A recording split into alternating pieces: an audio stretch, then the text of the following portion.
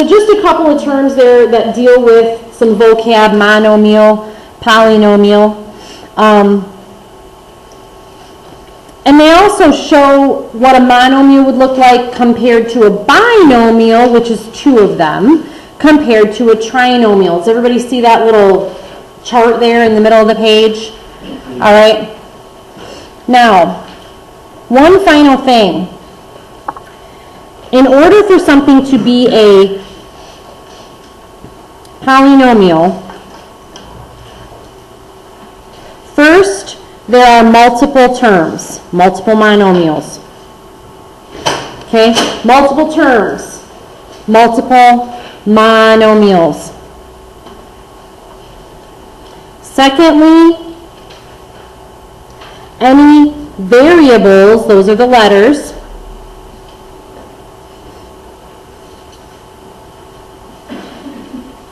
have number exponents and or whole number coefficients. That's a word you haven't learned yet. You're going to learn it right now.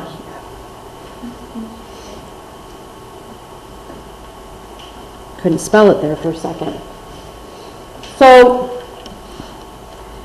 2x squared, 1/2 x. This one, yes.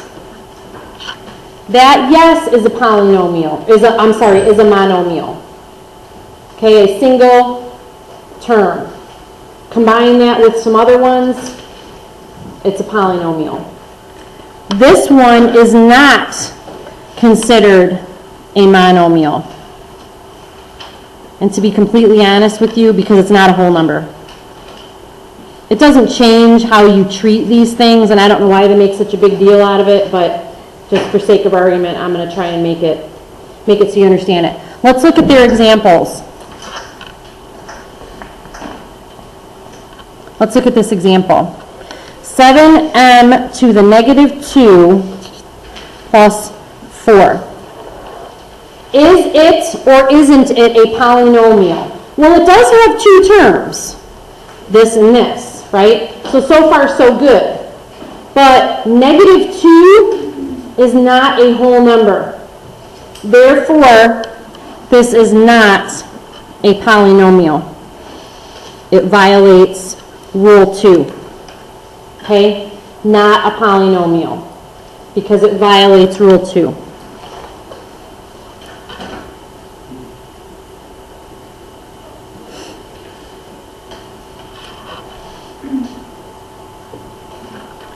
Negative b. See, this is literally 1/2, not a whole number. However, this is a negative 1. This is a negative 1. So this is a monomial. Okay? This is a monomial. That's a 1. Okay, it's not a fraction or a decimal. C, something more common. 3x squared plus 8xy minus 1. Yes, this is a polynomial. First, there are multiple terms. Boom, boom, boom. And second, the variables have whole number exponents. That's a whole number. And whole number coefficients. What is a coefficient? Well, coefficients are, and they don't tell you this in here, the numbers preceding variables.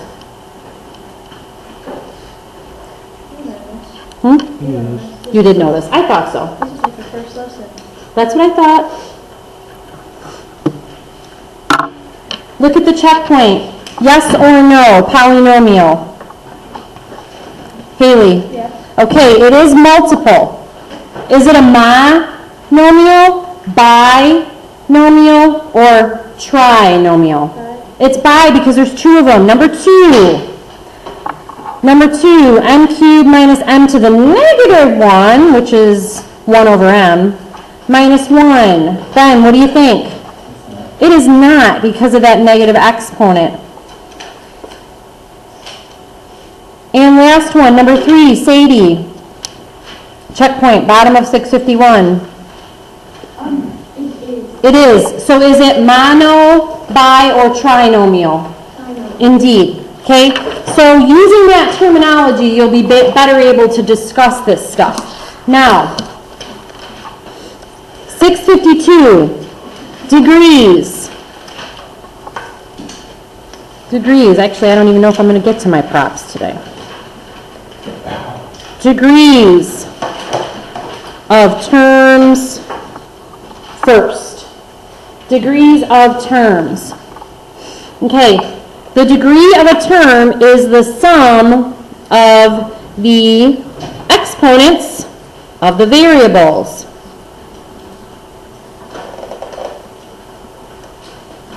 I'll use my examples first, then I'll give you theirs.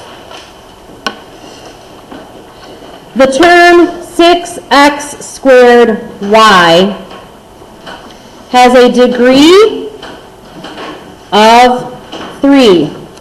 Why? Because the sum of the exponents is 3. X squared, there's no exponent, but that makes it y to the first. Okay? The sum of the exponents is 3. 3ABC also has a degree of 3. All of these have exponents of 1. Unwritten exponents is a 1. Okay? And 4x squared y cubed z to the 4th. What degree is this? Anybody able to add 2 plus 3 plus 4? Go ahead. 9.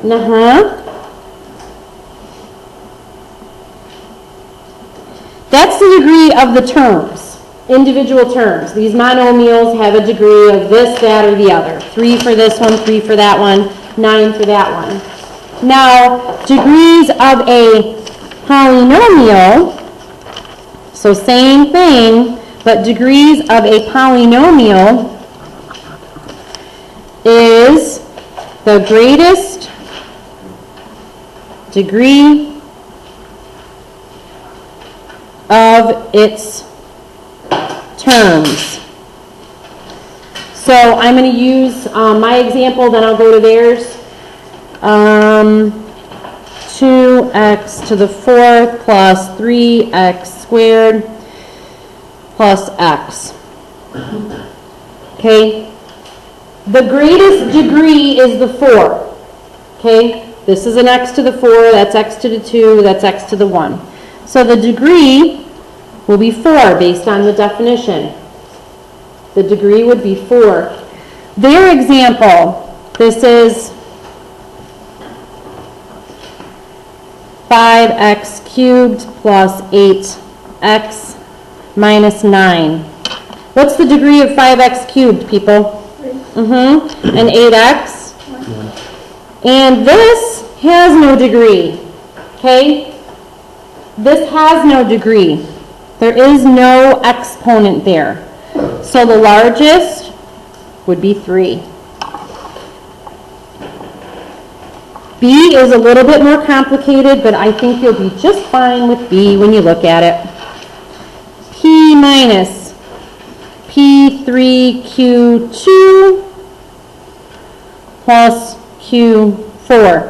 What's the degree of the first term, class? 1. 1. If it's a variable, then it's a 1. If it's a number, then it's a 0. How about this one? What's the degree here? 1. And that one? 4. Bravo. The degree will be 5. The largest degree in each of all the terms. This one is a 1, that one's a 5, that one is a 4. Okay? So far, so good? All right. Checkpoint 5. Checkpoint 5. Checkpoint 5. Brandy, look at checkpoint 5 for me. It's in the middle of page 652. What is the degree?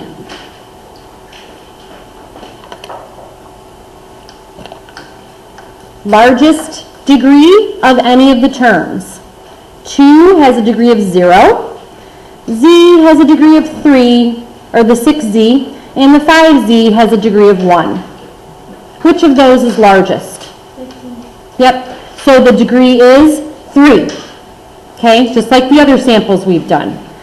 Philip, how about number 7? What is the degree of that polynomial? 3, he's right. And how about number 9? Number 9, Lee. 4. Yep, because they're both a degree of 4. M1, M3 is a 4, and 3N4 is a 4. Okay. Standard form.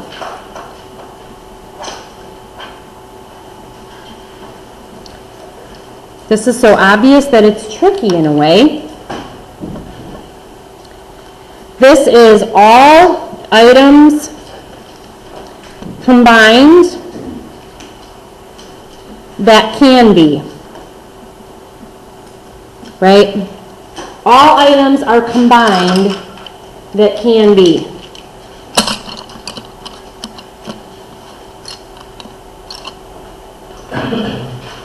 If I asked you to describe this, you would say, it's a bunch of colored pencils. And what if I said, be more specific? What might you use to be more specific about my colored pencils? Go. 3 pink. 3 pink. I see 4, so we'll go with 4. I know the color looks weird, but that one's a little different. 4 pink. What else can you tell me? 5 orange.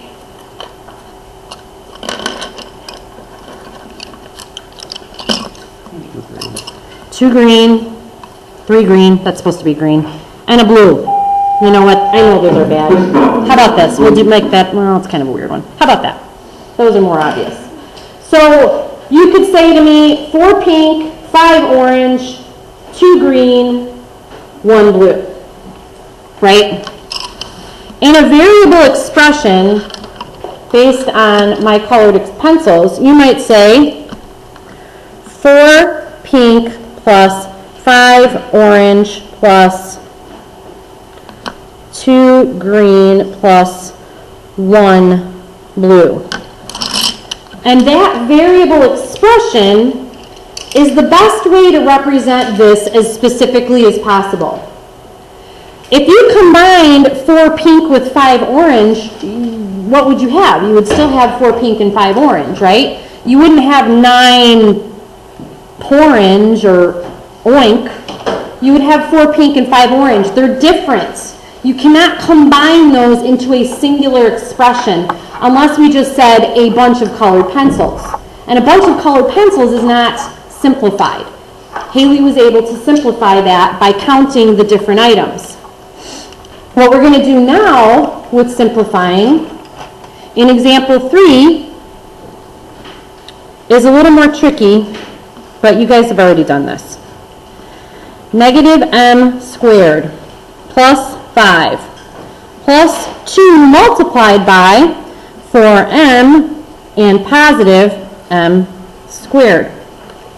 Write this item as a monomial in standard form. Well, in order to be standard, you need to be as simple as possible.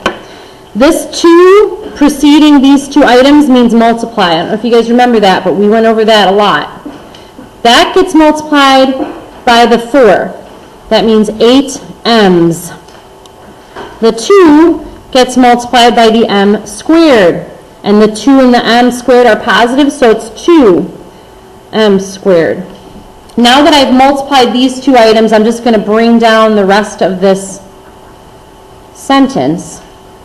And I'm going to attempt to simplify it further. And to simplify it further, like what we did with the colored pencils, we're going to collect like terms. We're going to collect all the orange pencils. We're going to collect the green pencils.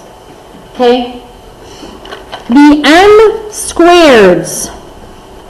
This is a 2, and this is a 1 that is negative. When there is no coefficient, that means it's a 1.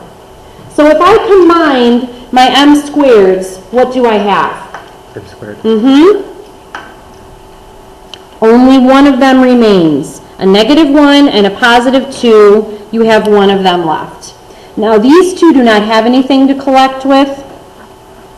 There are no more m's, and there are no more numbers. By the way, the numbers are called constants when they're by themselves. Numbers are called constants when they're by themselves. It's because a 5 is always a 5. Okay?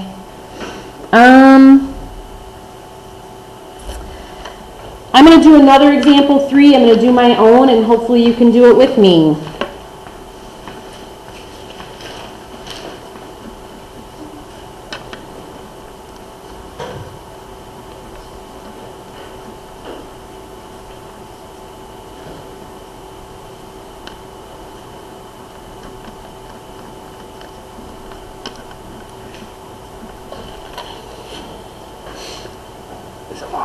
Long enough, I think.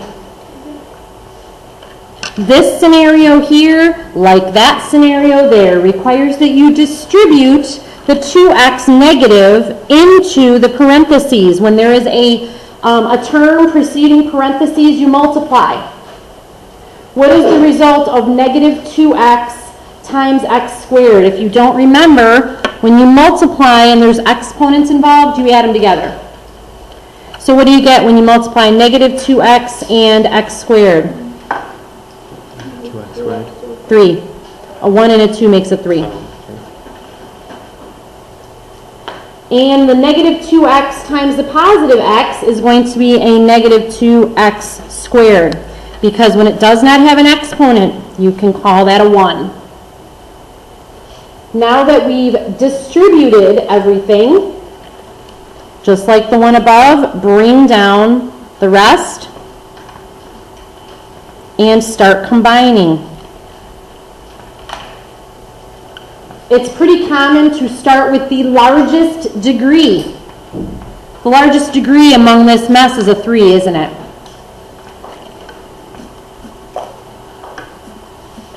Let's combine those items together. What do we get? A +3 and a -2, Kat. Yep, x cubed. Very good. The result of combining a +3 of these and a -2 of these is that. The next degree is what? Is it x to the first or x squared? Which one comes next numerically? 3, then down to 2. Is there anything I can combine that with? No.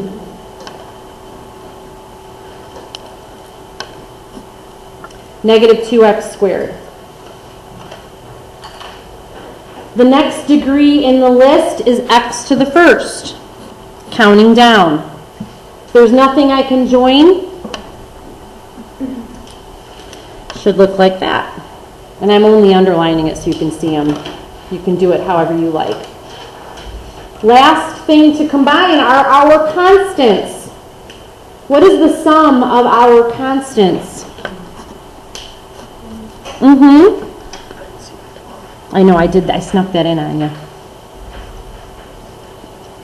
Okay. Is there anything else that can be combined at this stage? Based on the colored pencil scenario, no. Because you cannot join red colored pencils with green colored pencils and be efficient with your communicating. You'll end up not communicating well. If you combine these together, you have made something that is not there. These are x cubes, these are x squareds. Completely different colored pencils. This is an x. It is not an x squared, it is not an x cubed. Cannot be combined. This number is a 27 blah, nothing else, no variable. You can't just add that to this mix. This is the final answer in standard form. Okay, we're going to do example 4 and actually use a little bit of what we learned about the volleyball net thing. Find the height of the volleyball 1 second after it is hit. Okay, the formula that they gave you, and to you it's a bunch of mumbo jumbo, and it is to me too. But what it does for us is it allows us to use something that someone learned will answer this question. People like Albert Einstein and Werner von Braun, physicists, figured out how to determine things like this. If you use this formula and you plug in a value for time, you will have the answer. And they tell us what the time is, time equaling 1. Okay, so Allie hits the ball. 1 second later, how high will it be? Okay, take that 1 and plug it in wherever there's a t. So negative 4.9 multiplied by 1 squared. Added to 8.1 multiplied by 1. Added to 1.2. I plugged in the t where the t's were. This is t squared, so you square it. This is not squared, so you don't. So 4.9 times 1 squared is still 4.9. 8.1 times 1 is still what? 8.1. Added to 1.2. If you plug that all into your calculator, 4.4. Now what does that mean? If you read the formula back on the previous pages, or on that first page, it tells us that the height in meters is what you're going to get using this formula. There's a different height for feet or yards, I would say. So this is meters, right? All you did was plug in the information and use this expression, this polynomial, to solve the problem. Okay? That's all we did.